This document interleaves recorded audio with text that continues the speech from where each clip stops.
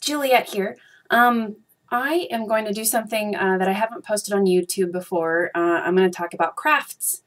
And before we do that, I just want to point out that I have decided to start doing some of my video posts with no makeup on. Just out of, I guess in response to some of the posts I saw about women at the Oscars and people complaining about oh, you know, she looks really good for 45, or, you know, she's had too much work done. And frankly, you people, okay, maybe I should not say you people because I think we probably get in trouble for that, but a lot of people out there just really need to get used to what women look like with, you know, like normal. So this is what I look like without makeup on. Just a quick note to Mom, I did put lip gloss on for you. So anyway, today I want to talk about how to do glitter embossing. I'm really into crafts, and for those of you who don't know, I'm not working full-time at the moment, so I have a little more time than usual to do it. So the things you need for glitter embossing, well, let's start with what is glitter embossing. And basically, it is, let's see how close to the camera we can get. You probably won't be able to see it, but that is raised lettering on a card. And I actually got into glitter embossing because my sister asked me to help her with her wedding invitations. Yeah, we all sat down one night and made them all. And it was really fun. And now I have all this equipment to make it with. So here's what you need. First thing, you want to get a stamp or multiple stamps. That's pretty self-explanatory. It looks like that on the back. And so that's the first thing. Second thing you need is something called a watermark stamp pad. Okay, it looks like that. And basically you open it up and it's got some sort of like wet adhesive stuff on there. You want to keep it covered so it doesn't dry out.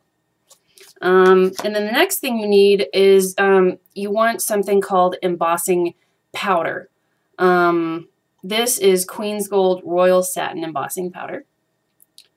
Bling. I'll try and put a list together of stuff that I have.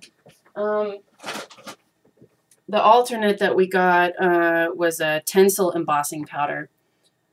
But I actually like the Queen's Gold the best because it almost looks matte when you first start working with it. And then when you use the dryer, which I'm going to get to in just a minute, it gets all glittery and pretty.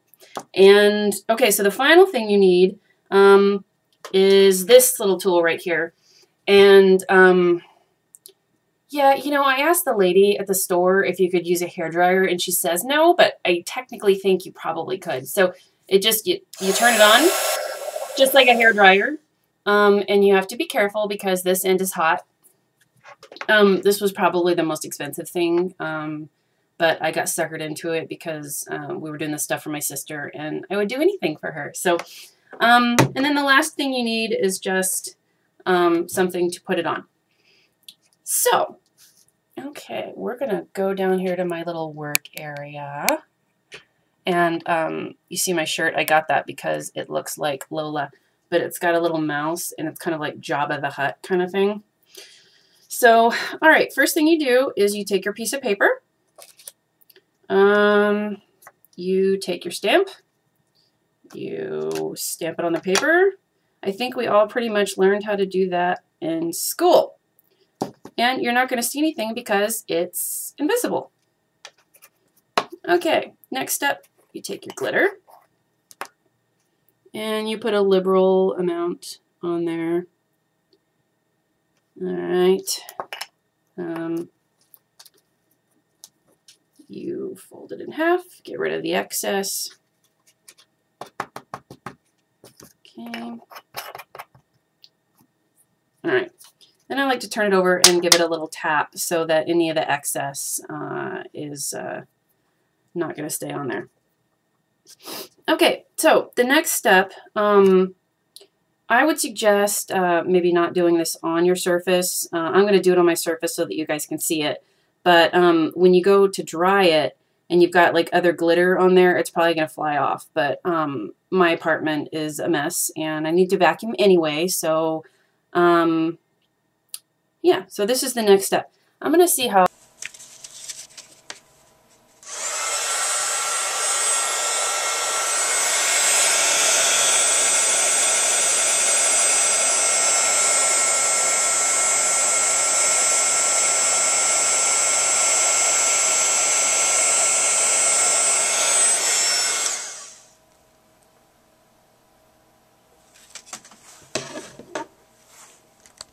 So when you're finished, you've got this lovely product. You know, there's a lot of other things that you could do with this. They have something that's actually kind of cheap. It's called this Quickie Glue pen. Basically, you can draw any kind of shape that you want freehand. And then you would do the same thing as you did with the stamp, and you'd put, you know, the glitter on and then go through the drying process. The only thing with this pen that they told me is after you've put the glitter on, with the pen, you want to let it dry just a little bit longer before you use the dryer, because it tends to have a little more of that adhesive, and the glue, like, I don't know, like burns or something like that. So anyway, let it dry a little longer. Whereas, you know, with the stamp pad, you can do it instantly. Okay, so that was my post about glitter embossing. It's a little bit expensive to buy this stuff, but unlike some of these other craft people who will tell you something is really easy and it's really hard, no, this is really simple.